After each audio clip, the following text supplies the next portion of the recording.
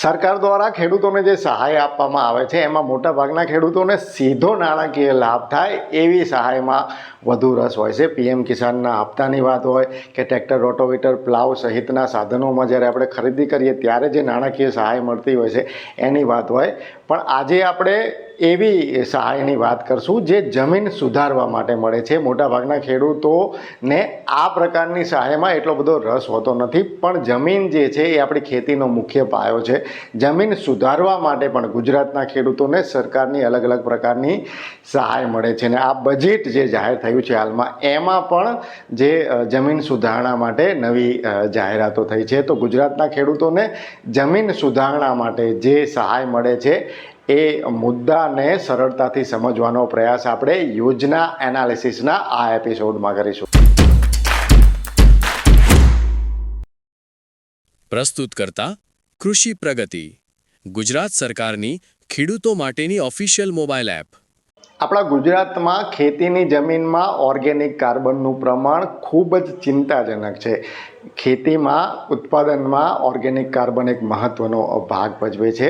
જમીનમાં ઓર્ગેનિક કાર્બનનું પ્રમાણ 0.5%થી 1%ની વચ્ચે હોવું જોઈએ એવો અંદાજ છે કે આપણા ગુજરાતમાં 49% જમીનમાં ઓર્ગેનિક કાર્બનનું પ્રમાણ ઓછું છે. ને એમાં ખાસ કરીને કચ્છ અને ઉત્તર ગુજરાતની સ્થિતિ તો ખૂબ જ ચિંતાજનક છે. દક્ષિણ ગુજરાત અને મધ્ય ગુજરાતની સ્થિતિ થોડીક સારી છે. સૌરાષ્ટ્રની સ્થિતિ મધ્યમ છે. અત્યારે તમને સ્ક્રીન ઉપર સૌરાષ્ટ્રના વિવિધ વિસ્તારોના જે જમીન છે એમાં જે ઓર્ગેનિક કાર્બન છે એનો ચાર્ટ જોવા મળી રહ્યો છે. એમાં તમે જોશો તો પોરબંદર અને ગીર સોમનાથમાં સ્થિતિ પ્રમાણમાં સારી છે, પણ જે મારો પોતાનો જિલ્લો છે સુરેન્દ્રનગર અને ભાવનગર જેવા જિલ્લાઓમાં ઓર્ગેનિક કાર્બનની સ્થિતિ જમીનમાં ખૂબ જ ચિંતાજનક છે. મારી ખુદની જમીનમાં ઓર્ગેનિક કાર્બનનું પ્રમાણ 0.46% એટલે કે 0.5%થી પણ ઓછું છે. તો ઓર્ગેનિક કાર્બન આપણે જ્યારે જમીનમાં છાણિયું ખાતર આપીએ ત્યારે ઓર્ગેનિક કાર્બનનું પ્રમાણ એક રીતે વધતું હોય છે. હવે સરકારે ખેડૂતોને જમીનમાં ઓર્ગેનિક કાર્બનનું પ્રમાણ વધારવા માટે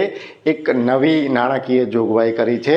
એનું નામ છે ફર્મેન્ટેડ ઓર્ગેનિક મેન્યોર. એટલે જે ખાસ કરીને આપણે સીધી રીતે તમને સમજાવું તો જે બાયોગેસની સ્લરી હોય છે એમાં ખાસ પ્રક્રિયા કરી અને એને પાવડર કે ફોર્મમાં, દાણાદાર ફોર્મમાં બનાવી અને જે પ્રકારના ખાતરો આવતા હોય છે અથવા તો બાયોગેસની સ્લરી સીધી લિક્વિડ ફોર્મમાં આવતી હોય છે એમાં ઓર્ગેનિક કાર્બનનું પ્રમાણ વધારે હોય છે. તો આ પ્રકારના મેન્યોર એટલે કે આ પ્રકારના ખાતરની ખરીદી માટે ખેડૂતોને સહાય આપવામાં આવશે. એના માટે આ બજેટમાં 10 કરોડની ફાળવણી કરવામાં આવી છે. હજુ સુધી એ જાહેરાત નથી થઈ કે ખેડૂતને કેવી રીતે આમાં સહાય મળશે, પણ આ જે નવું ખાતર છે જેનું પ્રમાણ હવે ધીરે ધીરે વધી રહ્યું છે, જેમાં ઓર્ગેનિક કાર્બનનું પ્રમાણ ખૂબ જ વધારે હોય છે.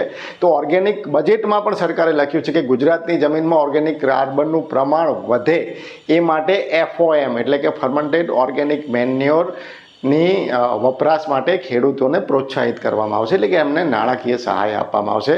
તો પહેલી વસ્તુ તો એ છે કે FOM પ્રકારના જે ખાતરો છે એના માટે હવે ખેડૂતોને આ જે નવું વર્ષ 1 એપ્રિલ 2026થી જે નાણાકીય વર્ષ ચાલુ થશે એમાં જે છે એ સહાય એક રીતે મળવાપાત્ર થશે. બીજી જે મહત્ત્વની સહાય છે જમીન સુધારણા માટે એ વર્મી કમ્પોસ્ટની સહાય છે. વર્મી કમ્પોસ્ટ એક મહત્ત્વનું ખાતર છે, પણ આપણા ગુજરાતમાં વર્મી કમ્પોસ્ટ એટલું બધું લોકપ્રિય થઈ શક્યું નથી. એના ઘણા બધા કારણો છે.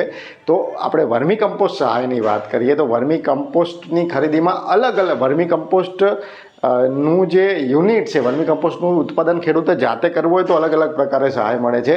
5,000 રૂપિયાથી લઈ અને 50,000 રૂપિયા સુધી વર્મી કમ્પોસ્ટનું ઉત્પાદન યુનિટ શરૂ કરવા માટે ખેડૂતોને સરકાર દ્વારા સહાય આપવામાં આવે છે. હવે મેં અહીંયા FOM અને વર્મી કમ્પોસ્ટની વાત કરી. ત્રીજી વાત આપણે કરીએ એ પહેલાં એક મહત્ત્વની અપડેટ તમને આપી દઉં. કૃષિ પ્રગતિ એપ એ ગુજરાત સરકારની ઓફિશિયલ એપ છે માત્ર ખેડૂતો માટેની. કૃષિ પ્રગતિ એપ દ્વારા તમે ખેડૂતમાં અત્યારે કઈ સહાય અરજી ચાલી રહી છે, કયા ઘટકમાં અત્યારે અરજી આપણે કરવાની છે એની માહિતી મેળવી શકો છો. એની સાથે સરકારની જે બીજી યોજનાઓ છે ખેતીવાડીની, બાગાયતની, પશુપાલનની, એની પણ માહિતી તમે મેળવી શકો છો. ગુજરાતના દરેક ખેડૂતે કૃષિ પ્રગતિ એપ ડાઉનલોડ કરવી જોઈએ.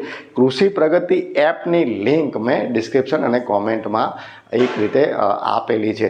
હવે જે આપણે જે જમીન સુધારણા છે એની વાતને આપણે આગળ વધારીએ તો મેં તમને પહેલાં કહ્યું એમ કે ઓર્ગેનિક કાર્બનનું પ્રમાણ ગુજરાતની જે જમીન છે એમાં ખૂબ જ ચિંતાજનક છે. સોડિયમનું પ્રમાણ ચિંતાજનક છે. તો આની ખબર ખેડૂતને કઈ રીતે પડે? તો એના માટે પણ કેન્દ્ર સરકાર અને રાજ્ય સરકારનો એક મહત્વકાંક્ષી પ્રોજેક્ટ છે, જે ખેડૂતો જાણે તો છે, પણ ખેડૂતોને એ પ્રોજેક્ટ ખેડૂતોમાં એટલો બધો લોકપ્રિય નથી ને ખેડૂતોને કદાચ એટલો બધો રસે નથી. એ છે સોઇલ હેલ્થ કાર્ડ.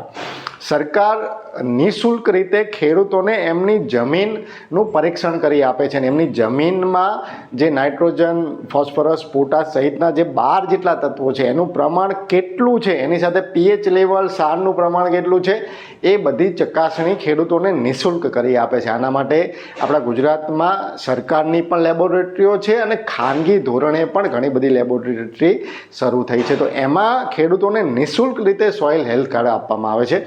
આ વર્ષે ગુજરાતમાં 6 લાખથી વધુ ખેડૂતોને સોઇલ હેલ્થ કાર્ડ આપવાનું આયોજન રાજ્ય સરકાર દ્વારા કરવામાં આવ્યું છે. તો સોઇલ હેલ્થ કાર્ડ આપણે કેવી રીતે મેળવવું? એક તો આપણે આપણા ગ્રામ સેવક અથવા તો તાલુકા ખેતી વિસ્તરણ અધિકારીનો સંપર્ક કરશું તો એ મેન્યુઅલી આપણે એના માટે અરજી કરી શકશું અને મેન્યુઅલી આપણું સોઇલ હેલ્થ કાર્ડ આપણે મેળવી શકશું. જો તમારે ઓનલાઈન અરજી કરવી હોય તો તમને સ્ક્રીન ઉપર એક અત્યારે વેબસાઇટ જોવા મળી રહી છે.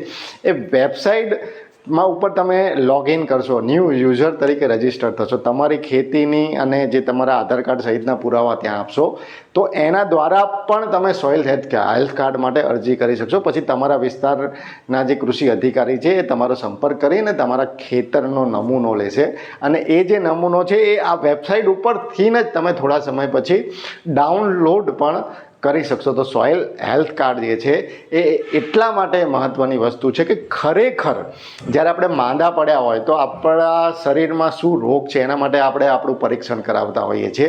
તો ખેતીના આધારે તો આપણું અસ્તિત્વ છે.